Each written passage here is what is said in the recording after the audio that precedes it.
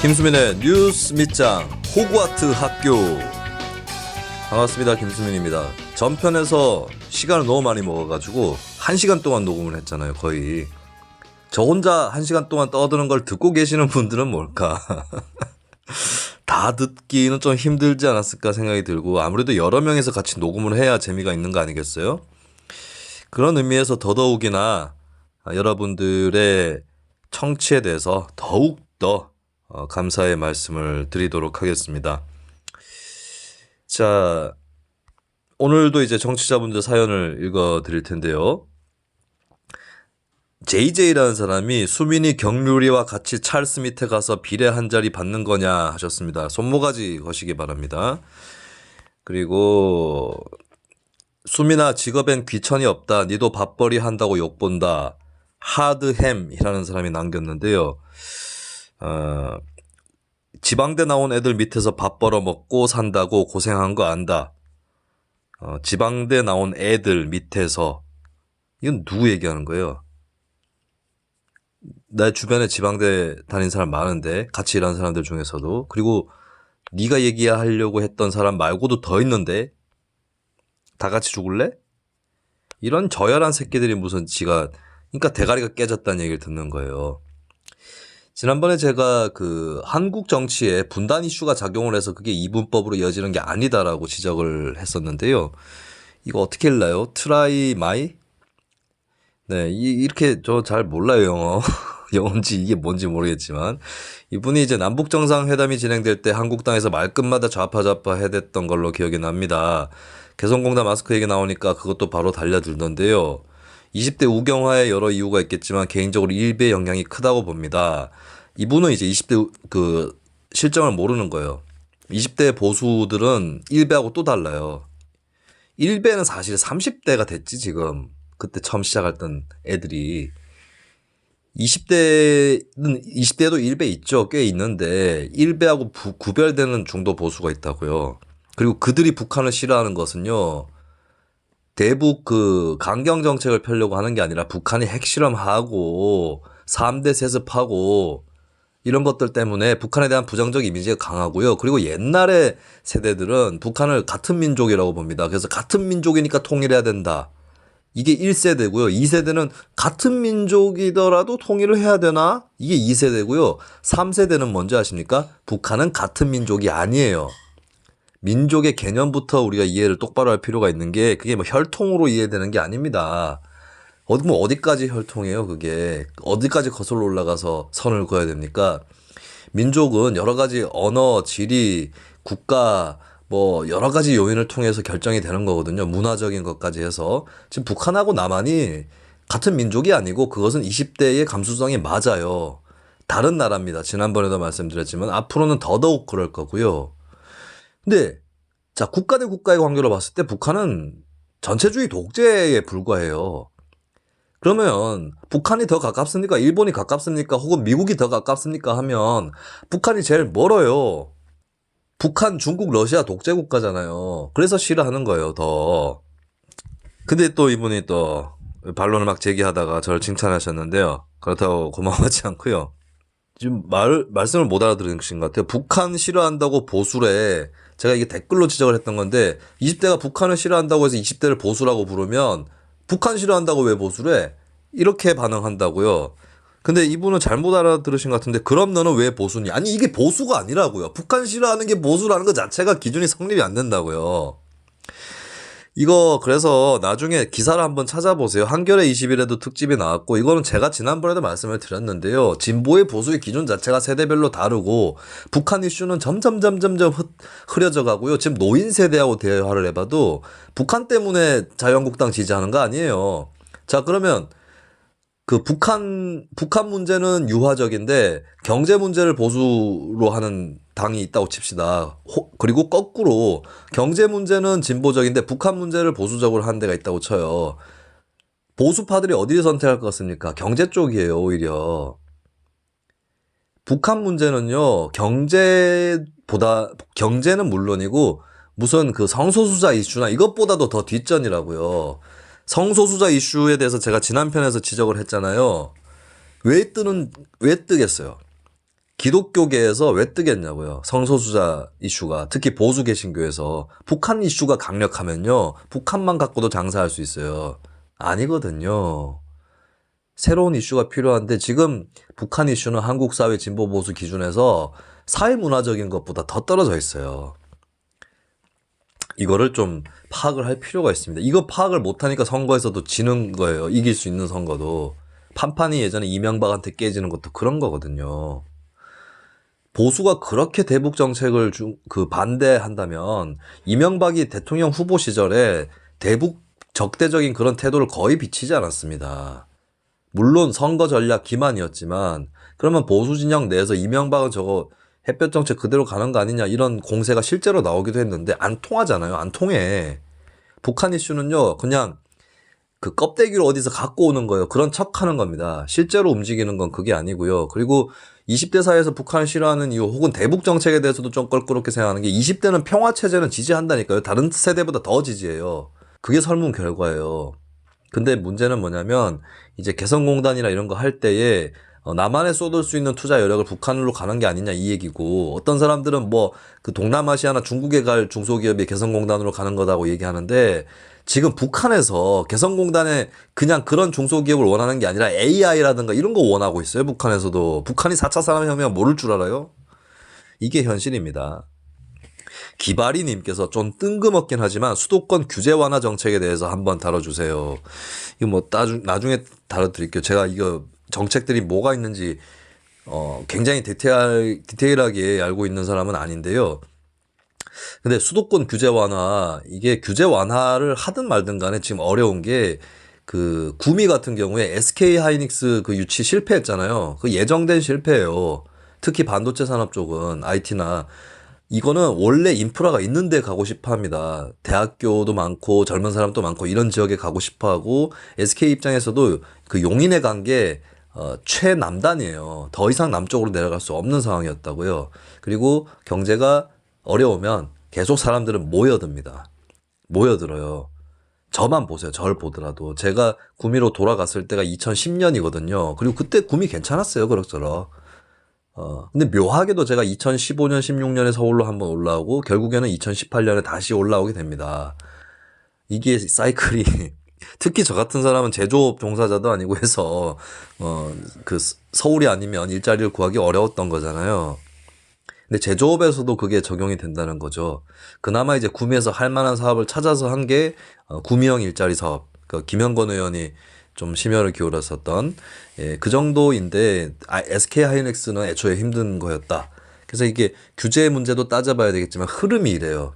굉장히 유감스럽긴 하지만 수도권 집중 흐름은 앞으로 멎기 어려울 거예요. 그리고 지방 분권이나 국토 균형 발전은 수도권 인구 분산에 도움이 되지 않습니다. 왜냐하면 산발적이거든요. 지방 분권은 그 지역이 알아서 하라는 얘기예요. 돈 많이 니네가 걷고 국세로 안 걷어갈 테니까 지방세 많이 걷으라는 건데 그러면 지역 간 격차가 커집니다. 성남이라든지 뭐 돈 있는 지역이야 좋겠죠. 하지만 돈 부족한 지역들은 더 어려워져요. 그러면서 복지 서비스 양극화가 일어납니다. 지방 분권은 복지국가하고 반비례 관계가 있어요. 복지국가의 정치학이란 책이 있는데 그거 한번 읽어보시고 이 얘기도 나중에 좀 길게 하면 좋겠습니다. 저 생각에 이창원 대표는 반대를 하는데 복지국가와 지방자치가 원리적으로나 현실적으로나 반비례 관계에 있었던 건 사실이고 이번 이탈리아 코로나 사태에서도 이탈리아가 의료 체계에 대해서 높은 평가를 받는 나라인데 지역마다 보니까 너무 달라요. 왜냐 이탈리아의 지방자치가 강하기 때문에 지역 간 격차가 벌어져 있었던 거거든요. 그렇다면 그걸 지방 분권으로 맡겨놓는다고 수도권 인구가 분산되는 거 아니다. 첫 번째. 두 번째 국토 균형 발전했을 때 산발적으로 그냥 하는 거라서 인구를 분산시킬 수 있는 효과가 없어요. 그럼 뭐냐 인구를 분산시키려면 지방의 비수도권의 몇몇 지역을 거점으로 골라가지고 그쪽에 조금 집중을 해줘야 분산이 됩니다. 서울 인구가. 근데 이때 이제 나타날 수 있는 역작용은 그 주변 인구가 공동화될 수 있다는 거죠. 그래서 여기에 대한 방법도 찾아야 되는데 저는 안타까운 거는 이게 맞긴 맞는데 지금은 이것도 안 통할 거라는 거예요. 우리나라가 잘 나갈 때 호황일 때에 한창 선장할 때 그때 했었어야 되는 건데 국토균형 발전이라는 이름으로 각 지역 토호들한테 떨궈주기 식으로 각계약진하다 보니까 아무것도 안 되는 거예요. 지금 뭐 신도시 또 짓는다고 하는데 신도시를 또 이렇게 흐트러뜨려서 지을 게 아니라 있는 데다가 더 투자를 해줘야 돼요. 애초부터 그림을 그렇게 그렸어야 된다고요. 여기 짓고 저기 짓고 여기 짓고 누덕누덕 하고 뭐 그 GTX 뚫는데 아니 GTX 보니까 서울 사람들이 더 편해. 그것 때문에 서울 내에서 움직이기 더 편해질 거예요. 그럼 서울로 또 몰려드는 거지. 네, 하이꽃님이 너무 날카롭고 진지한 비평이네요. 그런가요? 웃기지 않아요? 재밌지 않나? 오공심 님이 그래도 이렇게 피드백 아닌 피드백이라도 바로바로 하는 건 수민이밖에 없다. 솔까 누가 청취자 의견 일일이 신경이라도 쓰냐. 욕은 하지만 고마움을 느낀다. 크크. 고마움을 느낄 시간에 후원 캐시를 쏘시라고. 그다음에 삼한일통 제로님께서 이건 뭐야 미래한국당 때문에 이제 통합당 뒤집힌 얘기 하셨는데 이거 어느 정도 얼추 정리는 될 것 같은데 선거 끝나고 나서 어떻게 될지 몰라요. 선거 끝나고 어떻게 될지 모릅니다. 옛날에 그 봉건 영주 시대의 왕의 친척을 저기 어디 보내가지고 그 지역을 분할시켜갖고 니한테 많이 맡길 테니까 대신에 나한테 충성하고 그 지역 관리 잘해라고 보내놨는데 그게 어떻게 될지는 모르잖아요. 반란은 일어나는지 어떻게 될지 모르는 거죠. 아니면 그 지역 통제에 실패해가지고 그 짐을 같이 떠안든지. 미래한국당 한번 지켜보죠. 뭐 그 개판 다 쳐놨는데 어디 한번 보자고. 그 다음에 이건 뭐 어떻게 일래 ASID 12345 여전히 쫑알쫑알 르르르 크크 뭐 웃자라는 건지 야가 뭘 할 수 있는 일이 있을란가 싶다 하셨습니다. 할 수 있는 일은 평론이고 방송에 출연을 하고 있지. 그리고 쫑알쫑알 이 정도의 쫑알쫑알이라고 하면 씨발 니네들은 그 뭐 짹짹짹거리냐. 뉴류하치 댓글 보니 한심하군요. 모든 민주 세력이 힘을 모아 저 쓰레기 말종 황씨 일족과 말종 보수 통합당 띠리리들을 도륙내어야 하는데 이게 이들의 사고방식이야. 상대방을 절멸시켜야겠다는. 근데 문제는 자기는 뭐 되게 좋은 줄 알아요. 민주 세력이 모두 힘을 모으자고? 너는 뺀다 임마. 너는 민주 세력이 아니거든요. 그 다음에 얄리3207님이 총선이 연기되지 않는다면 코로나 총선이 되겠지요. 지금 추세로 우리나라 확진자 증가율이 둔화되고 미국을 비롯한 다른 나라들이 난리 난다면 김어준 등 국뽕 스피커들이 풀 발기하면서 여당이 매우 유리할 것이고요. 하루 확진자가 한 자릿수 정도로 줄어들면 총선 연기의 명분도 약할 것 같네요 하셨습니다. 스피커들이 풀 발기해도 여당 그 범위를 못 벗어나요. 그 빤스를 못 삐져나간다고. 근데 이제 총선 연기는 안 할 것 같아요. 근데 지금 영국은 1년이나 연기합니다. 지방선거를. 프랑스도 연기하고. 지금 한국이 이게 사태가 지금 뭐 둔화되고 있는 건 맞고 여러분들이 슬슬 긴장을 푸셔도 좋아요. 근데 그래도 멋지 않을 수 있다는 걸 다 감안해야 되는데 이 총선 연기를 되게 정치적으로 계산하는 것 같습니다. 정부에서. 총선 연기는 대통령이 선관위원장이나 할 수 있다고 했죠. 근데 하지만 정치권에서 미리 논의해야 되거든요. 그럼 슬슬 좀 이렇게 연막을 피워놔야 되는데 그러지 않는 걸로 봐서 빨리 치르는 게 상책이다라고 생각하는 거고 통합당과 민주당 양쪽 다 빨리 치르는 게 상책이라고 생각하는 거예요. 왠지 아십니까? 통합당 입장에서는 120석만 넘기면 성공이에요. 민주당 입장에서는 제1당만 되면 성공이에요. 양측의 목표가 현실화돼 있고 윈윈하고 있는 상황이에요. 지금 민주당과 통합당이 윈윈하고 있습니다. 빨리 치러도 상관없어요. 차라리 더 나빠질까봐 두렵기 때문에 대충 쇼부 친다면 오히려 연기하지 않는다가 될 거죠. 그리고 근데 국뽕은 별로 없어요. 저는 뭐 이게 국뽕은 아니라고 보고 코로나 이슈가 여당에 유리한 건 맞습니다. 오히려. 지금 라임 자산 운용 해가지고 다 묻히잖아요. 조국 딸내미 카이스트에서 엉터리로 인턴한 거 우리 아는 사람들은 뻔히 알고 있었던 건데 그거 이제 좀 뉴스 되잖아요. 근데 다 묻혀요 코로나에. 조국 사태가 정말 최악인 것은 옛날에는 부정부패를 은폐할 때에 끼리끼리 이너서클끼리 몰래 은폐했어요. 언론에 조금 수작질 떨고. 근데 이 조국 사태는 부정부패를 대중을 동원해서 은폐했다라고 하는 굉장히 나쁜 선례를 남겼습니다.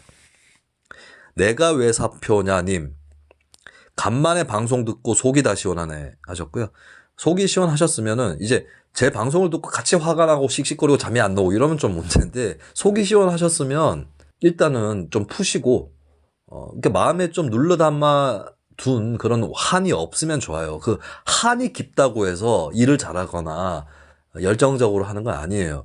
사람이 오히려 평정심을 유지하는 것이, 이 평정심을 유지한 가운데서 뭐 고전은 있을 수 있죠. 기복은 당연히 있는 건데 기본 베이스는 평정심을 향해서 가야 돼요. 그리고 우리가 행복해지려고 하는 것도 결국에는 평정심입니다. 뭐 들뜨고 환희에 벅차려고 행복해지는 게 아니라고 생각해요. 그냥 아무 일도 없이 산다, 여기에 가까워지기 위해서 가는 거죠. 파동은 크지만 결과적으로 지향하는 것은 잔잔한 물결이었다라는 거지요. 그리고 빵집 습격자님이 수민님이 김용민 엄마한테 붙어 있었으면 측면 승부 등 각종 방송에 줄줄이 꽂혔겠지. 족구기 부대가 비황처럼 양민들 괴롭히는데 스피커들도 저 메뚜기는 착한 메뚜기다 이러는 것 보고 이건 아니다 싶어 나왔으면 곡하가세는 안 하는 평론가라는 거지 하셨습니다. 근데 저도 대세를 위해서 나온 거예요. 뭐냐면 쪽팔리잖아. 나중에 내 인생을 돌아봤을 때 그게 대세라고요. 그리고 김용민 엄마라고 표현하셨는데, 이제 이분은, 이런 분들은 이제 김용민 씨에 대해서도 애정이 남아있으신 그런 분들이라고 볼 수 있어요. 김용민 씨가 그 KBS 라이브를 그만두셨어요. 그게 얼마 됐죠? 시간이 어떻게 지나가고 있는지도 잘 모르겠어요. 뭐, 좀, 그렇습니다. 네. 그만두게 된 계기를 확실히 이렇게 알려지진 않았는데, 근데, 제가 이 얘기를 들은 게 있어요. 그 KBS의 구성원 한 분이 이제 김용민 씨 방송에 대해서 좀 폄하했다는 거예요. 내부 게시판 같은 데서. 그 내용도 제가 전해드렸는데, 근데 그렇게 따지면은 그 한계나 단점이 없는 방송인이나 평론가가 어디 있어요. 그리고 사람마다 특징이 다른 건데, 오히려 이제 김용민 씨가 방송하는 중에 뭐 어떤 위태한 부분이 있다면 그건 KBS가 같이 커버해줘야 될 일 아니에요? 근데 같이 흘러갔잖아요. 제가 지난 일이니까 얘기 드리는데, 제가 김용민 라이브 하차하기 전에 이미 하차가 된 거나 다름없다고 생각했던 게, 제가 조국 관련한 브리핑을 하면, 준비를 하면 제가 보통 뉴스를 골라서 가는데 대부분 받아들여지거든요. 근데 조국 관련한 게 아이템이 삭제가 되기 시작하는 거예요. 제가 조국 관련한 거 다룰 때는 조국한테 불리한 것도 있고 유리한 거, 그러니까 해명이라든지 반론, 이런 것도 같이 다뤄요. 예. 왜냐면 제 의견, 뭐 제 정치적 성향을 드러나기 위한 방송이 아니라 브리핑이었기 때문에. 근데 계속 삭제가 되는 거예요. 그게 누가 삭제를 지시했는지는 모릅니다. 하지만 어쨌든 삭제가 됐어요. WFM 실물증권이 조국 처남집에서 나왔다거나 이런 게 삭제가 됐다고, 중요한 소식들이. 조국 동생이 맡아서 테니스 공사를 했다고 하는데 테니스 공사를 한 적이 없다더라, 아예. 이게 지금 나오고 있잖아요, 지금. 현장 소장 증언이라든지 조국 동생이 허위로 공사 업체 인척했던 것들이, 그게 10월 달에 알려드릴 수 있었다고요, 정치자들한테. 근데 그게 막혔어요. 그게 하나하나씩 계속 날마다 삭제되는 걸 보고 제가 묻지도 않았어요. 씨발, 이거 왜 삭제하냐고. 그거 외에도 몇 개 더 있어요. 이제 그만두는구나. 며칠 안 남았어. 그리고 제가 그 전에 하차 의사를 밝힌 적이 있죠. 이건 누구 책임이에요? 뭐 김용민 씨 전에 PD 책임이에요. 근데 뭐 KBS 똑바로 했나요? KBS가 김용민 욕할 자격이 있어요? 물론 KBS 그 구성원 중에 한 분이 그랬다고 하지만 뭘 잘했어. 랄라리랄라님이 뭐 글을 쭉 올려주셨는데, 이 글의 골자는 주진우 기자가 옛날에 윤석열 검찰총장 후보자 시절 장모 사건에 대해서 이거는 신빙성이 없고 문제 제기를 한 사람이 오히려 명예훼손에 걸릴 거다라고 주진우 기자가 장담했었어요. 이제 와가지고는 윤석열 거 파고 있죠. 이거는 반성문 내셔야지. 그러면 윤석열 물고 빨고 하던 사람들이 지금 조국기 부대 하고 있는 거잖아요. 반성문을 내셔야지. 윤석열을 잘못한 게 있으면 처벌받으면 돼. 그게 일반 시민의 입장이에요. 조국이든 윤석열이든 간에. 쥐들이 윤석열 띄워줘놓고는 이제 와가지고 부끄러운 줄 알았죠. 아이고 참. 이러면 진짜 고개를 못 들고 다닐 텐데 얼굴에 철판 쓰면 다 해결되는 줄 알아요. 그거 철판 아니거든. 그냥 호일 정도거든요. 호일 위에다가 그냥 고기 구워놓고는 철판 구이래. 초보사님께서 그 민주위성정당의 패러사이트 에피소드 들으시고 제목 센스가 좋다고 하셨습니다. 얼마나 배가 고팠으면 저렇게라도 매달릴까 짠한 마음도 드네요. 그러니까 소수정당들 얘기하는 거죠. 이게 이제 우리가 좀 문제를 이해할 때는 한 번씩은 굉장히 건조하게 그 사람이 선악을 따지지 않고 그 구조를 볼 필요가 있어요. 그게 문제 이해에 굉장히 도움이 되고 해결 방안도 도출하기 쉽습니다. 그런 거 봤을 때는 제가 말씀드렸죠. 정의당은 그나마 있는 집이고 없는 집이라서 저렇다고. 그리고 아무리 녹색당, 기본소득당, 민중당 이런 사람들이 신념의 강자들이라도 먹고 사는 문제라든지 혹은 먹고 사는 문제 개인적으로 해결했더라도 정당으로서 살아가는 거기서는 이제 자기의 여건을 이제 이길 수가 없다고요. 예, 그런 것들을 우리가 좀 이해하면서 정치를 또 바라볼 필요가 있겠어요. 또 초보사님이 5,000 캐시 후원을 해주셨습니다. 아까 나보고 고맙다고 했던 사람, 그 사람 또 이거 5,000 캐시는 후원해요. 그 다음에 가보지 않은 길, 주변 사람들 또 코로나 바이러스 때문에 무서워서 선거장 못 간다고 다들 연기해야 한다고 해요. 이게 민심인데 안 할 거예요. JJ님께서 이중적인 놈 방송국 가서는 큰 소리도 못 내고 얌전한 척만 하면서 이미지 세탁하고 팟캐에선 쌍욕하는 더러운 입진보. 내가 어제 라디오 나갔을 때 나보고 표현이 거칠다라는 그 평가를 들었어요. 약간 농담 섞인 거긴 하지만 예, 제가 좀 패널 중에 오히려 좀 신랄한 편에 해당한다는 얘기를 많이 들어요. 근데 제가 어떤 의견을 강하게 피력하는 패널로 나갈 때가 있고 뉴스를 브리핑하고 해설하는 사람으로 나갈 때가 있거든요. 후자로 나갈 때 제가 그리고 내가 그런 방송에서 쌍욕하리 이 새끼야. 잘리라는 거잖아 이 새끼야. 야, 이 새끼 이거. 아 이상한 새끼네 이거. 그리고 요즘에 연합뉴스에 제가 좀 자주 나가는데요. 이 코로나 얘기하고 있거든요. 코로나인데 제가 욕할까요? 코로나 이 씨발 새끼야 이렇게 욕할까? 말도 안 되는 얘기하고 있어요.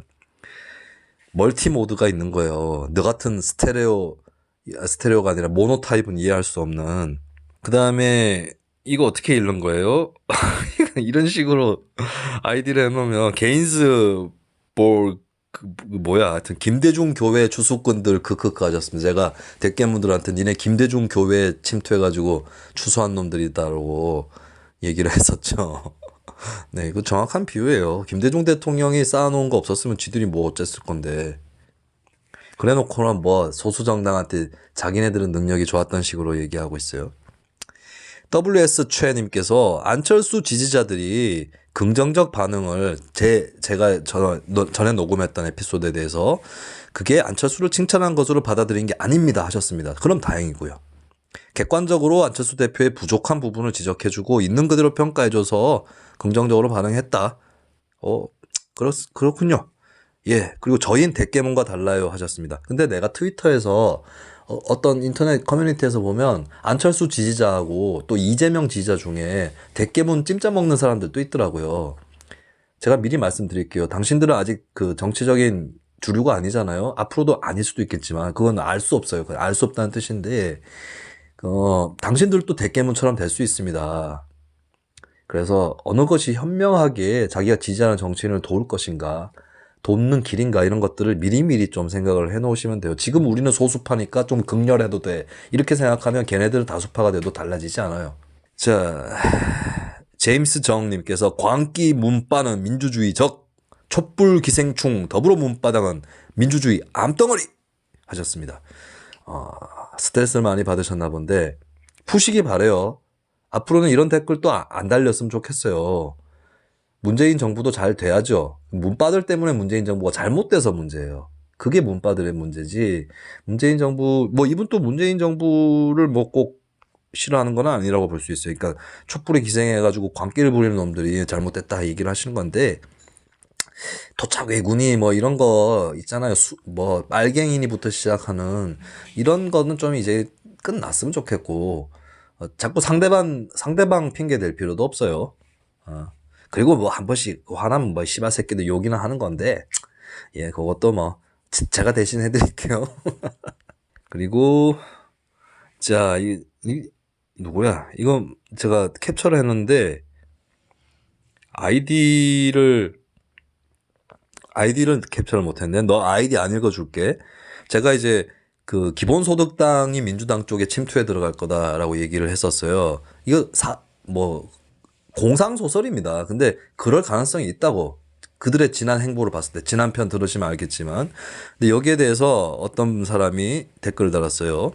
기본소득당인지 뭔지 듣보잡이 한 명 의원 된다고 민주당이 내분 날 거라고 본다면 진보 동아리생의 망상 보소. 크크크크크.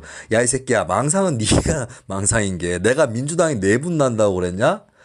기본소득당하고 문구로소리들이 싸움 난다고 그랬지. 기본소득당하고 문구로소리 합친다고 그게 다 합쳐서 봐도 민주당 내분이라고 할 만큼은 아니라고. 이게 지들이 많다고 생각하니까 이런 거예요.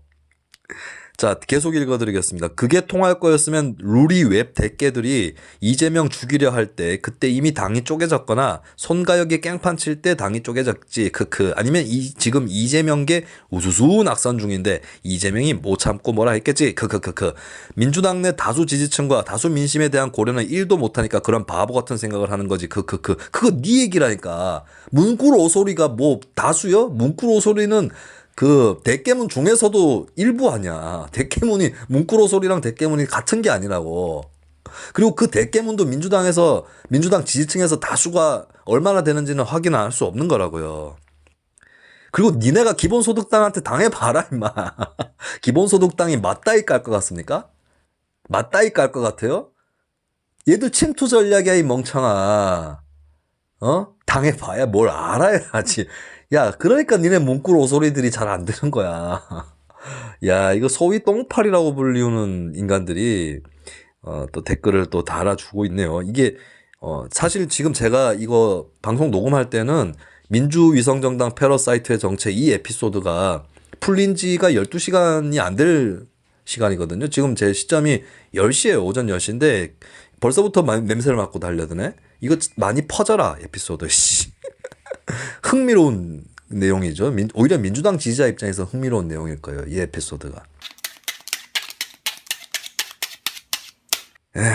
이렇게 뭐 사연을 읽어드리고요. 오늘 여론조사 몇 편을 좀 분석을 준비를 했어요. 대구 경북 거는 내가 천집장이랑 같이 할 테니까요. 가끔씩 이제 대구 경북 아닌 것들은 제가 좀 이런 식으로 다뤄보도록 하겠습니다.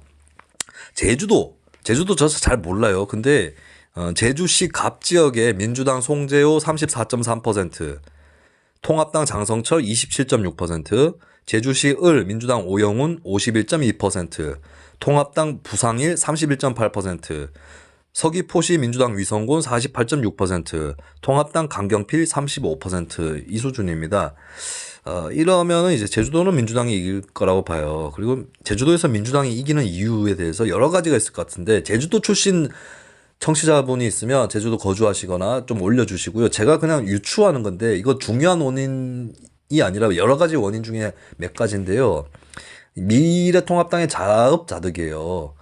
미래통합당 정권 때 제주 해군기지 몰아붙이면서 도민들 자존심 많이 상하게 했고 4.3 항쟁, 제주에 뭐 4.3이라는 것에 그 명칭도 못 달렸죠. 항쟁 말고도 여러 가지의 의미가 있는 그런 사건들이 있습니다. 뭐 사태라고 부르는 사람도 있는데, 그래서 보통 그냥 4.3이라고 불러요.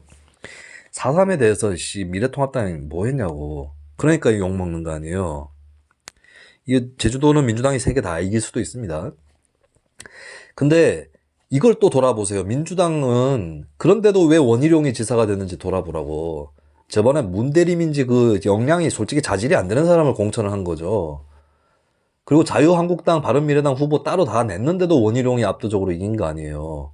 심지어 제주도 의회 결과를 보면 제주도는 굉장히 진보적인 지역이에요.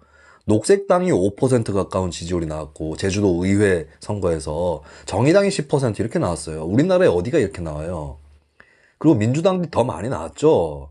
자유한국당보다. 근데 도지사는 민주당이 못 가져갔다. 반성을 하셔야 돼요, 민주당이. 근데 국회의원은 또 이길 것이다, 이렇게 봅니다. 제주도 내각제 실현 가능성이 있거든요. 제주특별자치법을 건드리면 개헌을 하지 않아도 제주도 지역만 내각제를 할 수도 있어요. 그것도 좀 바람직한 방법이라고 봅니다. 왜냐하면 제주도는 그나마 원희룡이 제주도에서 개혁파 소리 들었던 이유는 그 전에 뭐 있잖아. 신구범, 김태환, 우금민, 이 삼김씨처럼 이 뭐 당을 돌아가면서 그러니까 자기들이 돌아가면서 맡기도 하고 당도 돌려서 써요. 자기들끼리. 제왕적 도지사의 이 폐해가 있었잖아요. 그걸 봤을 때는 제주도는 오히려 제주도 도의원 선거도 비례대표제로 다 바꾸고 선거구를 그냥 제주도 전체를 한 3개 정도 선거구에서 한 지역구에서 여러 명 뽑는 걸로 바꾸고 이게 비례대표제식이죠. 지역구까지도 비례대표를 뽑는 그렇게 해서 제주도에 들어가는 정당들끼리 협의해가지고 제주도 내각제를 만들면 돼요. 만약에 이런 경우라면 녹색당, 정의당이 민주당이랑 같이 연정을 해서 제주도 의회에서 연정을 해서 제주도지사를 만든다. 이거는 선거연합하고 달라요. 연정은 보통 선거를 치르고 나서 의석이 나오는 걸 갖고 하는 거예요. 거래를. 확실한 거죠, 이게. 민의를 더 잘 대변하는 거예요. 선거 전에 하는 거는 그냥 그 선거 제도에 맞춰가지고 그냥 거래하는 거예요. 연정하고는 다르다는 거. 선거연합은 더 단단한 거예요. 더 결속력 있는 거고. 한패거리로 묶이고 시작하는 거라고. 근데 연정은 그나마 덜해요. 왜? 선거 끝나고 하는 거니까. 너무 나갔네요, 얘기가. 그 다음에 이제 관심 지역구 보겠습니다. 방금 그리고 제주도는 이게 제주 CBS와 제주 MBC, 제주 신보, 제주의 소리 언론 네 군데에서 했던 거고요. 우리 팟캐스트니까 이거 오차범위 이런 거 안 불러드려도 될 것 같아요. 그리고 전주 MBC에서 실시한 발표를 한 여론조사 있는데요. 이 민주당이 전라북도에서 이깁니다. 이 추세대로. 정동영, 조배숙, 유성엽, 이 민생당이죠. 이 사람들 민주당 후보하고 20% 격차 이상 격차로 뒤처졌습니다. 그러니까 이 사람들은 이제 완전 껴버린 거예요. 그러니까 민주당을 거스를 수도 없어. 거스르면 지역에서 인기 더 떨어질 테니까. 독자 노선 또 못 가고. 근데 민주당에서도 안 받아주고 이렇게 된 거죠. 어쨌든 이쪽은 이제 끼이는 지대가 돼서 소멸하게 됐다.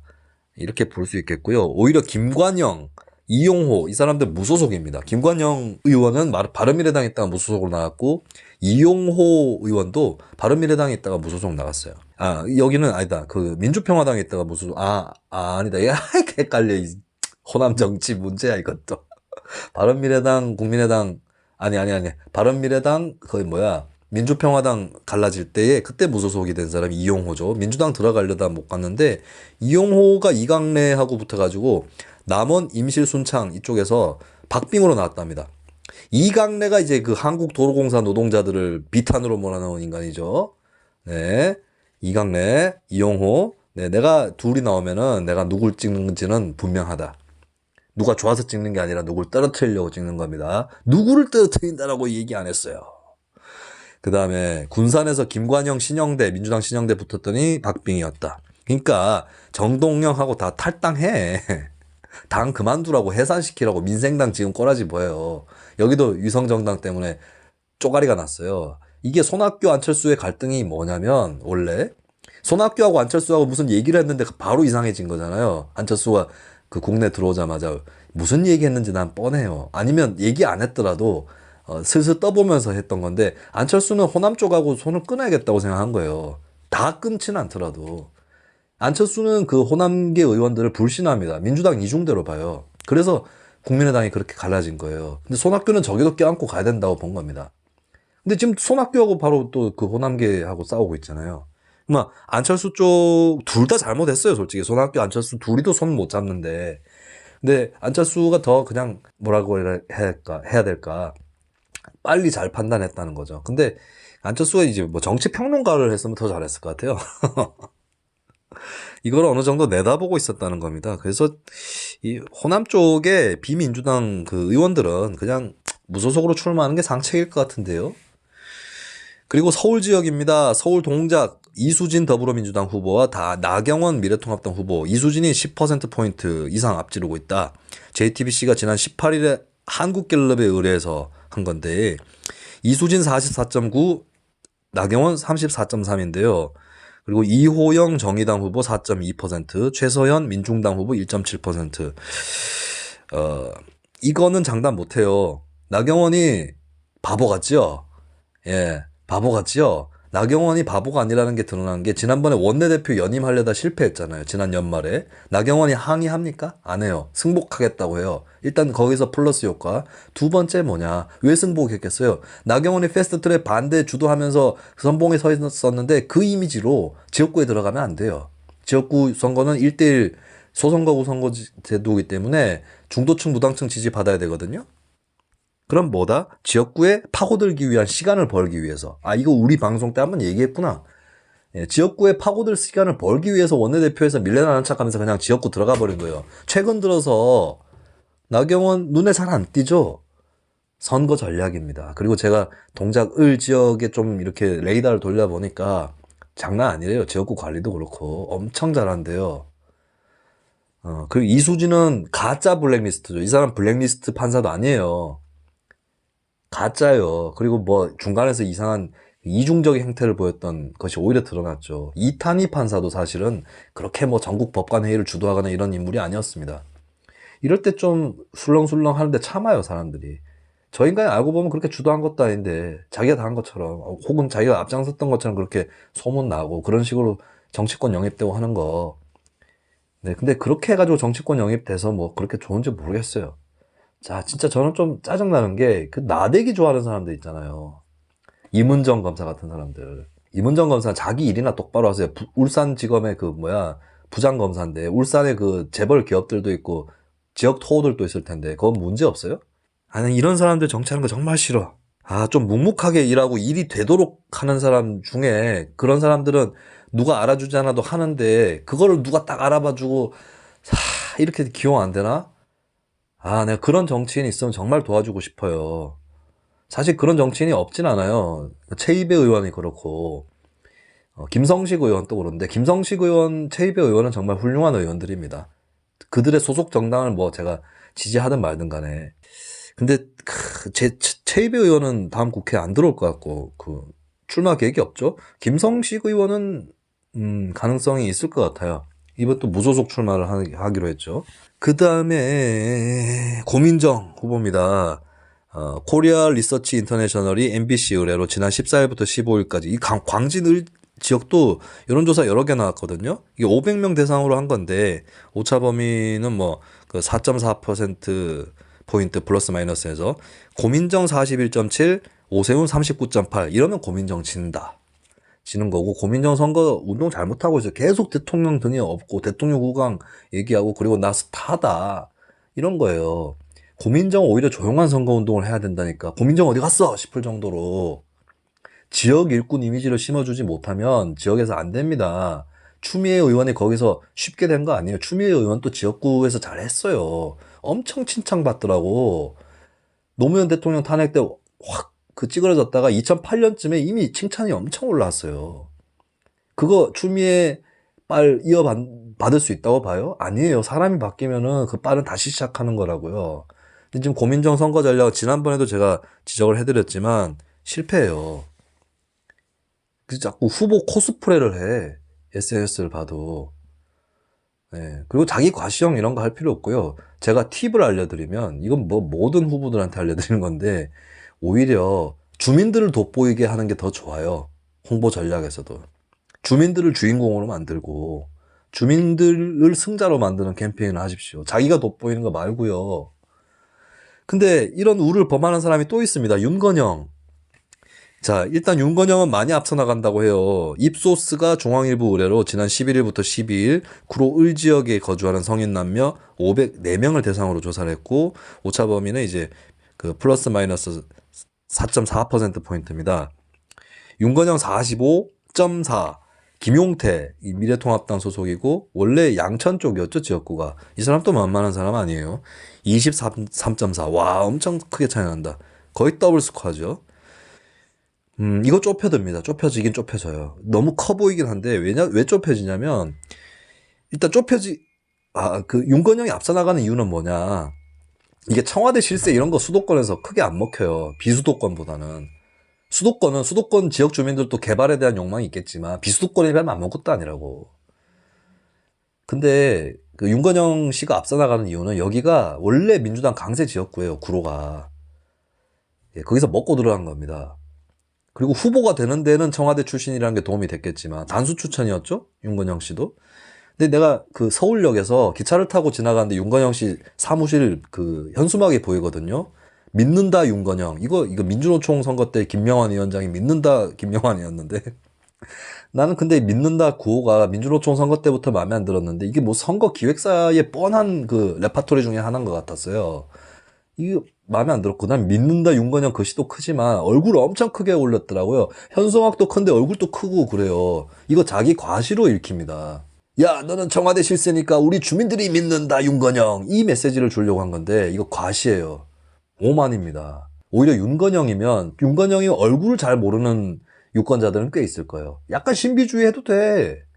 뭐 선거 때 벽보 다 붙일 건데요. 현수막 붙이고. 근데 그 대형 현수막에도 얼굴 크게 해. 너무 무서워요. 지나가다 보면. 오히려 현수막은 좀 이렇게 겸손한 컨셉트로 가도 돼요. 겸손한 컨셉트로 가도 되는 후보가 있고 조금 더 당당하거나 오만하게 가도 되는 후보가 있다고. 윤건영은 오만하게 가면 안 된다고요. 모르나 그거를.